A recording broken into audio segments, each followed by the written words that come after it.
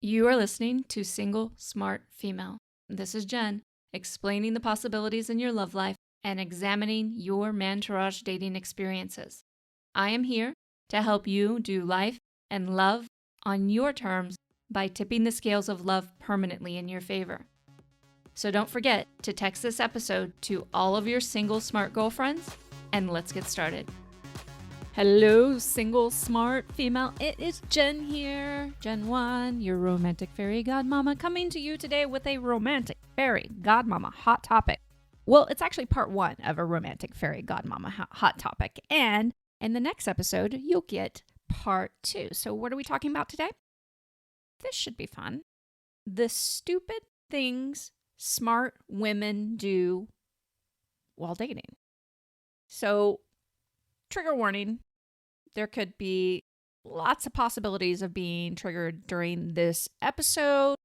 But remember, I'm not calling you stupid. I'm calling these things stupid. And FYI, I believe almost every single one of them I did multiple times until I got my shit straight as an adored woman. And then everything started to change.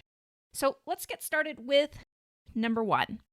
Stupid things that smart women do while dating. Part 1, by the way. And next episode, you'll get even more. Number 1 is exclusively date one man who has not asked you to be in a committed relationship. Okay, so let's make this very, very clear. Just because the two of you, I've said this multiple times and I'm going to keep saying it, just because the two of you have said that you're not sleeping with or seeing anyone else, that doesn't mean you are in an exclusive romantic relationship, okay? And it's not even for certain that you're exclusively sleeping with each other. I'm not calling him a liar. I'm just saying that there's a lot of ambiguity in this statement, and it is really time smart women stop shutting down their options in other men just because they are dating one guy that they like or sleeping with him. So if you're exclusively dating, meaning you're seeing no one else and he has not asked you to be in an exclusive romantic relationship, you need to immediately open up your options in men. Now, how do you do that? Well, online dating is one of the very, very best ways to do it. By the way, here, let me make a little footnote. A lot of ladies try to tell me, oh, well, I can tell he thinks that we're in an exclusive relationship. Again, that still doesn't mean that you're in an exclusive relationship. And what happens a lot of times is there's a lot of hard wiring going on with us as women that thinks that somehow we owe it to a man to give them our loyalty even before the relationship. And it is very good to be a loyal person. But there are no bonus points in dating and love for being loyal before you've actually made it to exclusivity. Let me repeat that. There are no bonus points for you in dating and love if you are being exclusively loyal before you've made it to a relationship. And in fact, it is almost always a surefire way to drive yourself fucking crazy. So don't shut down your options and build your mantourage. And again, the best way to do that is to put together a slammin' online dating profile. And you can do that, and I can help you get started on that at helpmeonlinedate.com. And I'll give you the first 2 video chapters of my program, Irresistibility, for free, okay, to help you get started on that profile. Now, number 2. And this one, my client actually brought to my attention, and it is something that I don't remember doing too often, but I'm sure I did do it. But I also know that a lot of my clients, before they started working with me, and sometimes some very resistant clients as well, this is a very common theme among smart women, and that is you're saving a specific night for him that he has tentatively asked you for and not given you a concrete invitation, or he hasn't even asked you yet, but you're reserving that night just in case, okay? And let me tell you what's going to end up happening. So basically, if you keep agreeing to this, meaning he says, I'll let you know, you're supposed to go out Friday, I'll let you know by Friday morning. If you keep agreeing to this kind of scenario, this is the scenario that you're setting up for the rest of your relationship. If you happen to make it into a relationship, and most of the time, women lose their shit on them beforehand because this is such a frustrating scenario to be, and you'll push them away anyway. So the other piece of that is if you're always waiting on him and again focusing, and we talk about hyperfocus, and what you end up doing is hyperfocusing on this man. This is a type of hyperfocus. It's part of the habit where you just keep this window open for him and not for the rest of the talent in your entourage. You're setting yourself up for failure. You're telling the universe that this date with him is more important than your romantic outcome. It's more important than the things that you truly desire, which is not necessarily him. It's you. When you really peel everything back, what you desire is the experience of being with somebody who feels amazing, who treats you the way that you want to be treated, and who compliments you in a way that is a phenomenal foundation for the long-term love that you crave and you're desiring. But we, as smart women, will use this one scenario and drive ourselves fucking crazy by keeping that space open just for him, just in case, because what if you miss the opportunity? What I'm going to tell you is what you're really missing are the real opportunities that are going to happen if you don't stop doing this. You are saying to the universe it's more important that you feel crazy and unfulfilled, and that he's so important that it's worth your feelings and your priorities being neglected just because, this he's the end all be all. And that if you know anything about how I feel about that, you know that I don't like it when you drive yourself crazy. So stop that shit now, because you're setting up a pattern that's going to happen over and over again. And most of the time, you're not going to hear from them anyway, or you're going to hear from them when it's too late, or you're already too fucking pissed. And then you have to spend all the time unwinding and no real time enjoying. And then, especially when you're that frustrated and flustered, we end up doing stupid shit. Okay? So let's stop this cycle now. By the way, there's another little point to this. If you get a date invitation for somebody else, and he may not be the highest pick in your entourage at this moment, but he's treating you really well, you need to accept that invitation. Because again, what you're saying to the universe is, this is how I want to be treated. And if you're paying attention and waiting for the other one who is half-assing it and just leaving you to the last moment, then you're saying, no, wait, this is actually what I want in my love life. I want to be a last thought. I want to be, I couldn't find anything better moment. So go with what you're being handed. Go with those amazing opportunities.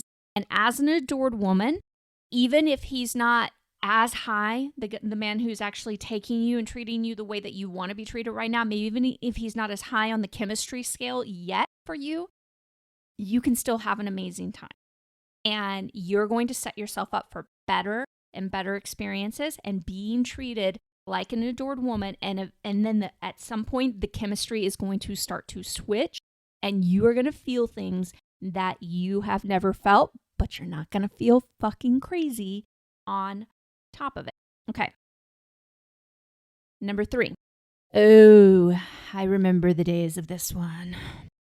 Tell a man you are not going to sleep with him, and then you fucking go and sleep with him that night even. Sometimes a little bit later.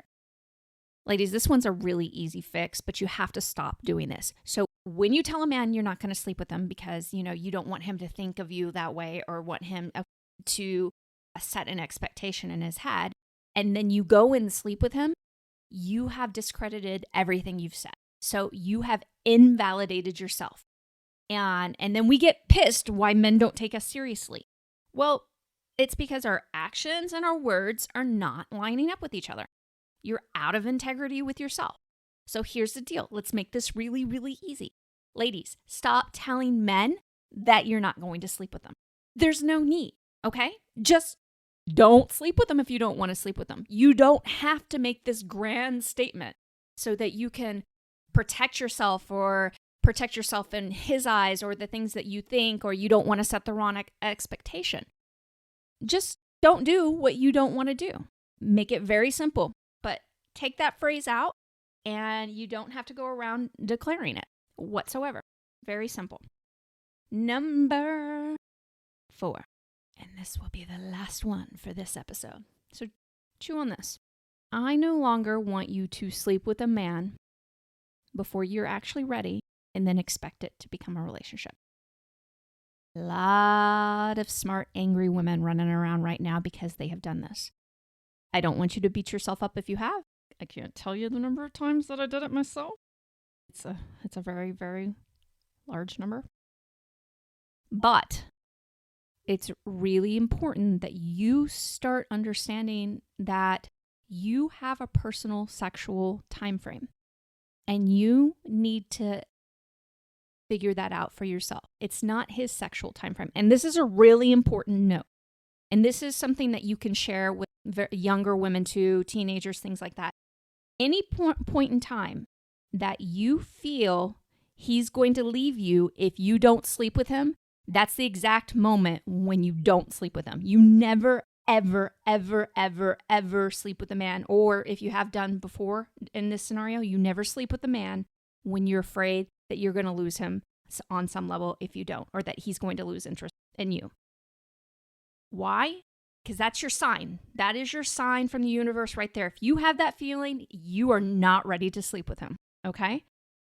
And I need all of you to let that sink in.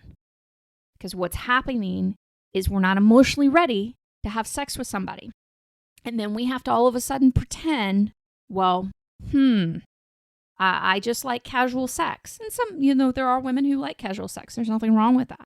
But there are a lot of women who don't. And there are a lot of women who are pretending like they love casual sex when they don't really. And they're getting pissed when it doesn't result in a relationship. So if you decide to have sex with somebody and you're not yet in a relationship with them, understand going in that you're having sex because you want to have a beautiful sexual connection. And you're not looking to the results of it afterward. Especially if you haven't even dated this guy very long at all. I figured out very early on in Mantourage dating that who I thought I was when I would sleep with somebody before I was ready was actually, I needed more time. I needed more time to date a guy and for him to step up for me in a certain way and prove that he was indeed interested in me before I went to bed with him. Okay? And sometimes you cannot achieve that within a few days. So I took my time. And if a guy disappeared because I didn't sleep with him quickly enough, that was his loss. Hear that again. If he disappears because you won't sleep with him fast enough, that's his loss. And you are being protected by the universe. So again, if you are worried whatsoever that he is going to disappear, if you haven't, because you're not sleeping with him yet, right there, you're not ready to sleep with him yet. That's a big, gigantic sign. Okay? Also, it is okay as an adored woman for you to take your time sleeping with somebody. You can take your time and get to know each other and have fun and connect and have a very playful, fun interactions that don't involve penis inside of vagina. All right? Understand that any man you lose because you didn't sleep with him fast enough, it's A, his loss, and B, you are being protected because that guy would be no fun to be in a relationship with. All right, single smart female. This has been part 1 of the stupid things that smart women do while dating. I will be coming to you in the next episode with part 2.